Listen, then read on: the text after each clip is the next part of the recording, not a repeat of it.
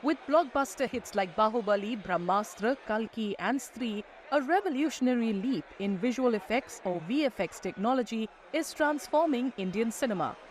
3D scanning techniques, introduced to India in 2014, have since advanced, and the technology has been employed to digitally de-age actors like Amitabh Bachchan, Shah Rukh Khan, and Kamal Hassan, enabling them to portray younger versions of themselves without physical makeovers.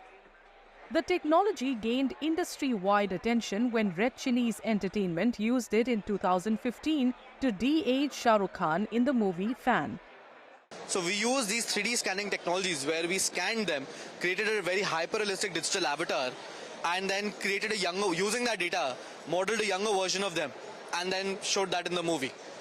So these are the certain kind of scenes that we're doing, where we're doing, face replacements, de-aging, certain shots where the actor is jumping off a cliff or flying. They cannot perform themselves. They require a body double.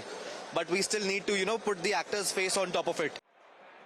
Advanced VFX technology is being used to bridge what is known as the uncanny valley, where digitally created avatars appear almost lifelike but fall short in certain details, causing an unsettling feeling in the viewer.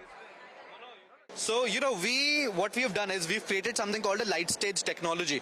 It was originally developed by the University of Southern California, and there are only 5 such setups in the world. And now we've finally got one setup in India. So using their yes, we're the first in India. First and only right now.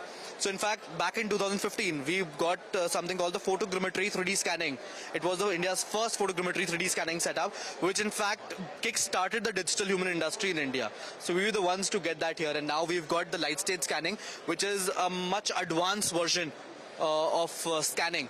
So like I said, there are only 5 such setups in the world. With VFX technology advancing by the minute, filmmakers now have a tool that is only limited by their imagination.